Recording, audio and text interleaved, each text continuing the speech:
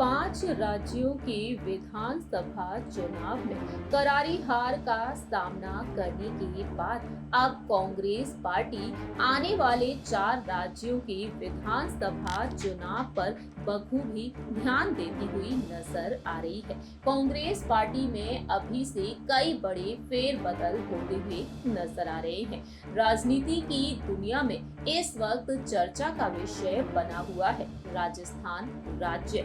राजस्थान में मुख्यमंत्री अशोक गहलोत की सरकार सवालों के घेरे में खड़ी हुई है। वहीं कांग्रेस पार्टी में काफी ज्यादा हलचल मची हुई है। पूर्व डिप्टी सीएम सचिन पायलट को एक बड़ी जिम्मेदारी सौंपने को लेकर इस वक्त कई बड़े और अहम दावे किए जा रहे हैं। मांग की जा रही है कि अगर कांग्रेस सचिन पायलट को सीएम के चेहरे के तौर पर आने वाले विधानसभा चुनाव में उतारती है तो बहुत ही अच्छा होगा। वहीं दूसरी ही तरफ अशोक गहलोत ने ये कहा बीते कुछ दिनों पहले ही साल 1998 से ही अध्यक्ष सोनिया गांधी जी के पास उनका परमानेंट इस्तीफा है और अब इस बीच देखने को मिल रहा है कि अशोक गहलोत की सरकार राजस्थान में जिस तरीके से दंगे होते हुए नजर आ रहे हैं उसके चलते निशाने पर बनी हुई है।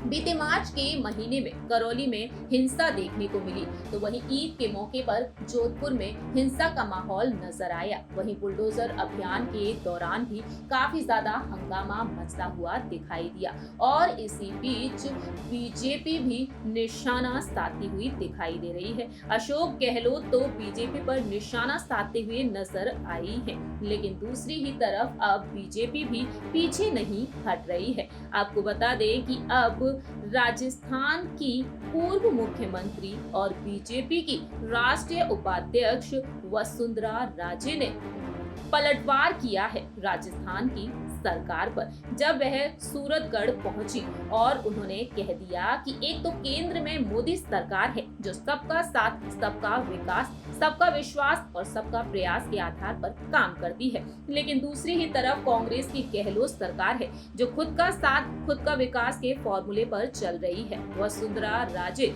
सूरतगढ़ में बीजेपी के बूथ अध्यक्ष संकल्प महोत्सव को संबोधित करने के लिए पहुंची थी।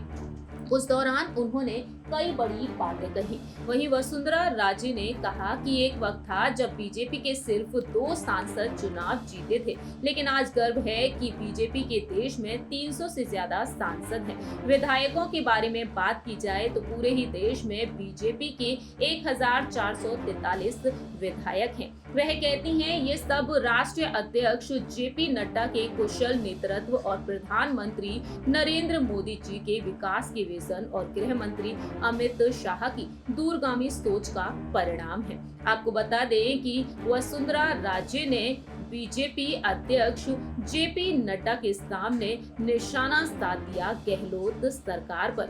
जी हां, आपको बता दें कि वसुंधरा राजे ने राजस्थान में जो हिंसा का माहौल देखने को मिला उसे देखते हुए कहा कि महाराष्ट्र में देश में सर्वोच्च पायदान पर राजस्थान है, बेरोजगारी में प्रदेश नंबर 1 है, बीजेपी की राष्ट्रीय अध्यक्ष भी।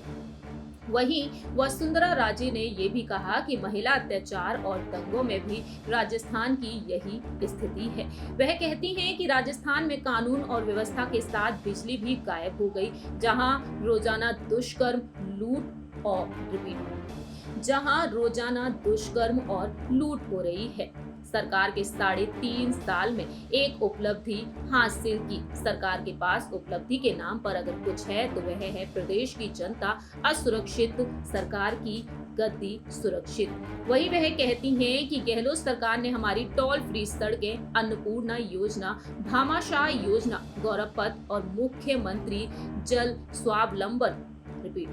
स्वावलंबन अभियान जैसी कई योजनाएं बंद की। रसोई योजना का नाम बदलकर इंदिरा रसोई, भामाशाह स्वास्थ्य बीमा योजना का नाम बदलकर चिरंजीवी योजना कर दिया। इस तरीके से उन्होंने अशोक गहलोत की सरकार पर जमकर निशाना साध दिया।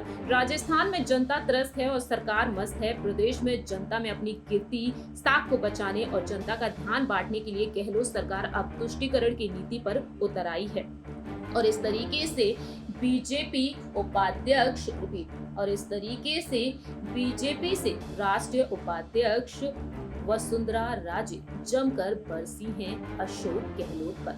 हमारी इस रिपोर्ट में इतना ही। बाकी की तमाम अपडेट्स के लिए देखते रहिए नेक्स्ट न्यूज़ नेक्स्ट।